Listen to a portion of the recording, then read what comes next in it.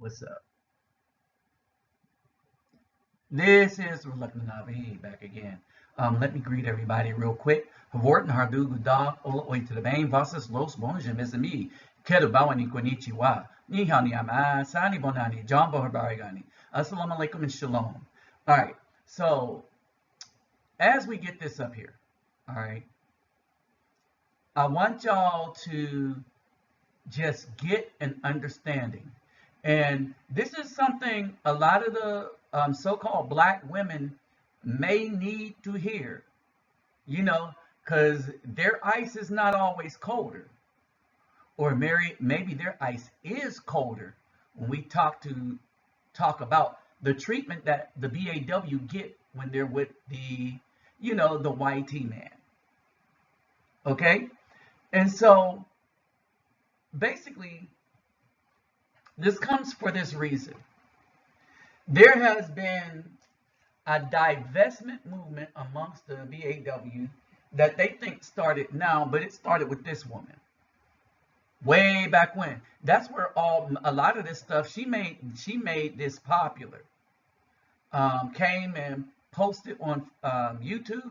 Her name is Crystalline Kerzin. All right, she made the divestment from your community, the divestment from the Afro man. She made, and remember, they don't see the end until they see the end.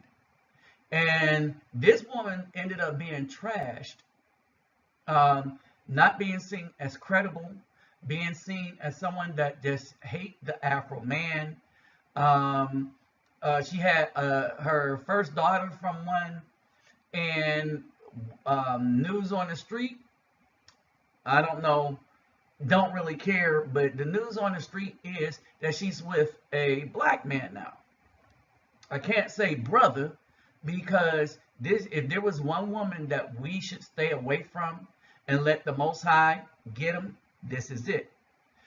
So I give the warning all the time, but brothers, it's time for us to get out of the Most High's way, because judgment has come for these women who divested, who took part in destroying our children. I mean, they did hands-on. The Caucasian government made the policies, but these women carried them out. These women think that they earned their degrees, they went and got their degrees, they got their money, and they got their jobs. But they were hired by the white man to reject the Afro man from ever getting a job. And if y'all stick with me to the end, there's a sister that is finally getting, and I want you to hear what she has to say. All right. And so as we break this down, judgment has come. Oh, and it has come in a mighty way. And it's time for the righteous men. Remember, righteous men aren't perfect. It's just that we like to fix our problems. We like to fix our issues. That we stand for what's right and what's good. And when we are out of pocket, we get ourselves back in pocket. Especially if somebody brings it to our attention.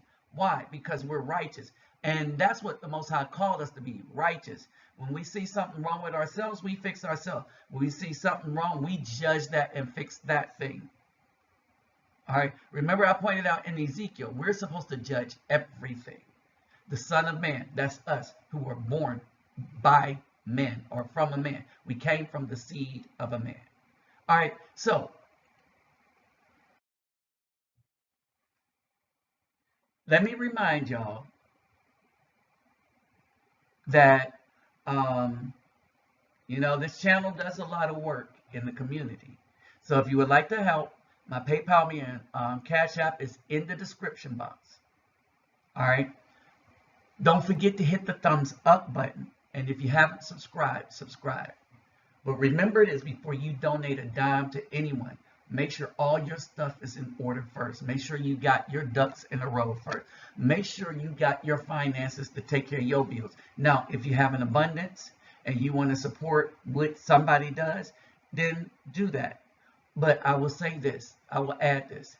Support those with whom you would rather work for their purpose. So if somebody is doing something, do you think that's a good thing that they're doing?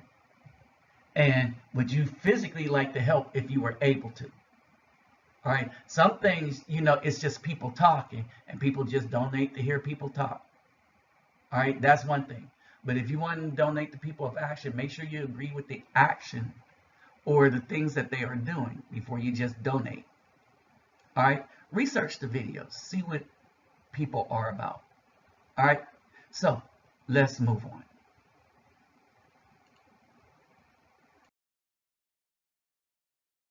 All right. So as we move on, I want y'all to understand something.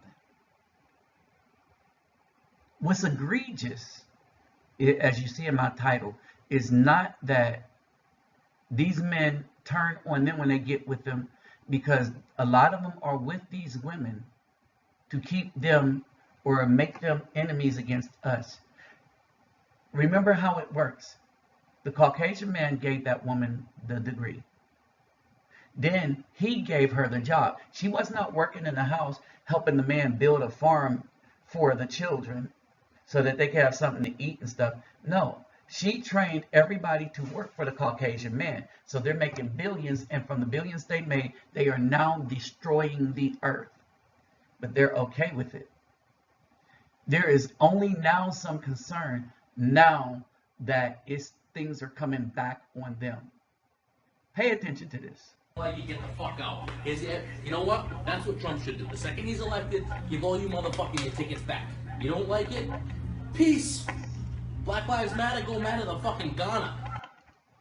Now, this is a so-called black woman in a relationship with a white man talking to him about how Black Lives Matter work, but black lives don't matter to these black women. Let me tell you why. Remember, I said the child is who the father is. The seed come from the father. We done not only touched on it, but we broke it down, and it's undoubtedly that she is choosing whose baby she wants to carry, right? If he goes and get another woman, then his seed gets planted into another woman. The woman don't matter as to who the child is going to be, because the man determines that, because he's the one that makes the seed. What the woman determines is whether that seed is going to make it out of her alive once it meets the egg. She feeds it, nurtures it, and stuff. And in many cases in the Afro community, to the tune of 24 million to 60 million since 1973. And remember, the 24 million is not counting states like New York, New Hampshire, Maryland, California, when it comes to abortions. So if it's a black child, because the color from the land of Creole, if it's a black child, that child has a 50-50 chance maybe of making it out of the belly. All right. But she's there to give this man a Caucasian child. She's there to give him his child. But this is what he thinks of her and issues that matter to her. And then you have to ask yourself, why do black women tolerate it? Right? And the way he's treating her is worse than she gets treated by any Afro man. But it's not worse than how she treats the Afro man, like Crystalline Kerrison and like Cynthia G. Right? They trashed Afro men and community, even though Cynthia G had a baby by what she would consider to be a beta male and became a single mom. Go dig for fucking diamonds over there. Have fun. Now, keep this in mind. The diamonds that he's talking about over there are called blood diamonds. They still should be called blood diamonds. De Beers has a monopoly on all the mines. So white people own the mines in Africa in which slave labor blacks dig, as they say, blacks. Okay, but the Afro people of Africa dig these things, diamonds, which are not rare. They just keep them off the market. to make it look like they're rare, right? So, I mean, and she's not aware of how much of an insult that is. You do realize you sound like a racist, right? Now, you see how she do that? You realize you sound like a racist. Maddie, I don't care. You want to know why? Because I'm not up there saying white lives matter, white lives come to the front, black lives go to the back. I'm just like, hey, what's up? How you doing? But when you want to come at me with your fucking black lives matter and this, that, and the other thing, and the white people need to go to the back because black people always had to go to the back, now the white people need to do it. Fuck your black ass. Get out of my country. You're causing the fucking problem. Bye. I never said any Here's of your that. ticket back to motherfucking Nigeria. Now, here's the thing. Here's the thing. This is the dude that she chose to sleep with and possibly produce a child with. This is the modern day black women and how they have sold out the community to people that despise us for the color of our skin. Peace out. I never said any of that. The guy you voted for is the #1 fucking head of that fucking bullshit. He fucking started the shit, and he fucking incites fucking riots.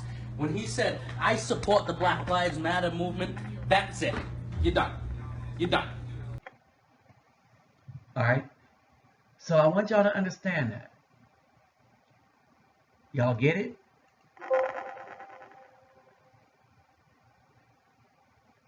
Amazing, isn't it?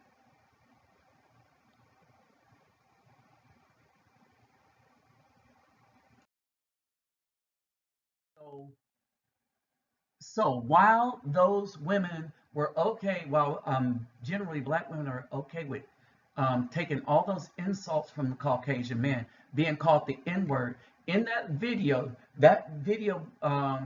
became famous with that dude talking to that woman like that because he called her the N-word and kept doing it, right? Oh, she went back. She left for a while, but you know they go back, all right? But it's okay for her to sit up under all of that. And women weren't outraged. The black women were not outraged. They were more outraged at this video when they saw a brother getting some love from a Latina. All right. And so that's when they were outraged. They're always more outraged about who we get with, even though the very dudes that leave and get with other women that appreciate them are the very men that the BAWs do not appreciate. All right. And so it's kind of what's up with that. And then these girls have to come out in school doing poems about how the community is getting destroyed. That's what these two girls that I'm featuring had a nice duet poem. They come up with a lot of things, but then they go back and act like their mother. Why? Because modeling. They do what they see their mom do. They treat Afro men the same way they watch a bunch of other black women treat Afro men. And so now they're going to get dust. They're going to go work in that Caucasian system. But it's going to turn on them as soon as they get rid of us Afro men. All right. They don't believe it happened to us.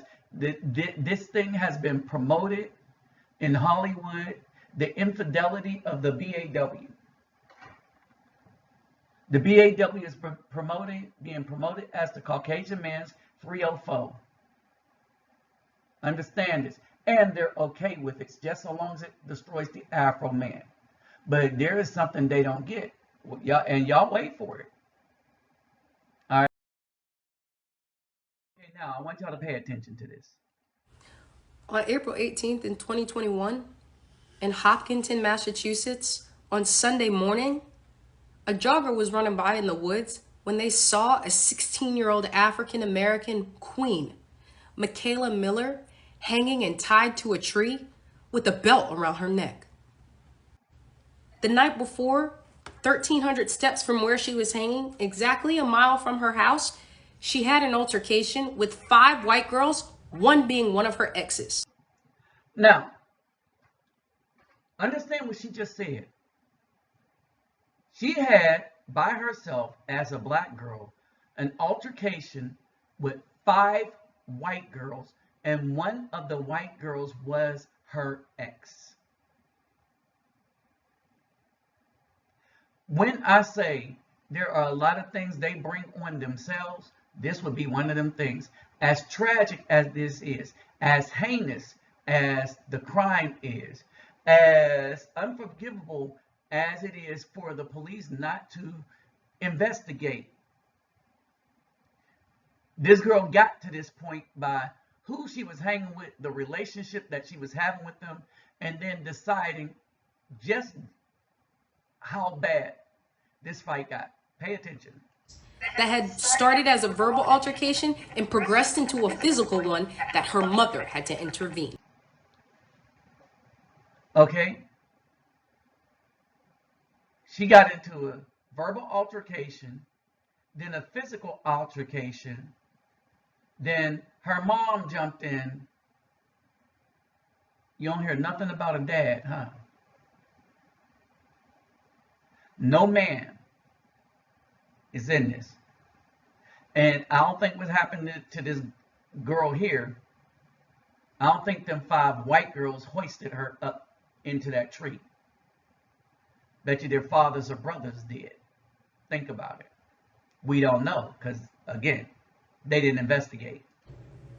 And that next morning, that 16-year-old was found hanging in a modern-day lynching from a tree. They have deemed it a suicide multiple times. They have buried her case. And I want it back because I had no idea it had happened in the first place. All right? She wants the case back. But at no point did she recognize the cautionary tale of kind of what you should not be doing. I want you to think about that for a second. All right? She did not recognize the cautionary tale.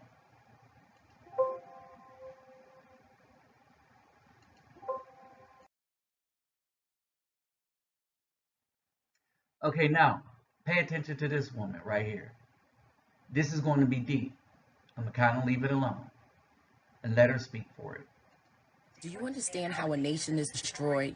By getting rid of the men, leaving the women, children, and elderly vulnerable. How does one get rid of men, you ask? Humanizing, degrading, stripping them of their lack of resources, which affects the ability to provide. Violation of everything that man believes makes him a man. The final step is to rid him of the one thing that he has left, the only thing that he could depend on and build him up. His woman who has felt her man's pain, held him while he licked his wounds, preparing him and being his incentive to fight another day. His woman is now getting the opportunities that he can't get, and her experiences are not the same as the ones he described to her. After a while, she starts to buy into the false narrative that was created about him. So no longer does she uplift and support him because she feels if I could do it, you could do it too. She starts to measure her man by the example of other men of other nations, and she starts to resent him. Her words are used as weapons against him, and her once nurturing and caring tone is now filled with venom, and they're like punches to his gut. She no longer respects him. Now, his woman is advocating with the masses that her man is worthless. Those are daggers to his heart. He is officially alone, prey, ready to be slaughtered, and his woman is handing him over on a silver platter. What the woman doesn't understand is that she's a pawn. She's so caught up in living her best life, she doesn't realize that she is now vulnerable. The same tactics that were used to destroy her man will be used against her, and she will be replaced. Look around you. The pieces are already being put in place. All right, so these women don't get that. Right? And even after news stories that come out, they still don't get it. While we're saying it's time for the Afro man to save himself, because it is plain to see that no matter how vile the white man is to the black woman in their relationship, she's going to cover for him. We got a Supreme Court justice nominee that can't even answer the definition of a woman. I mean, think about that. A lot of people get mad and, oh, they're just coming after her hard. Well, they're coming after her because she doesn't protect children.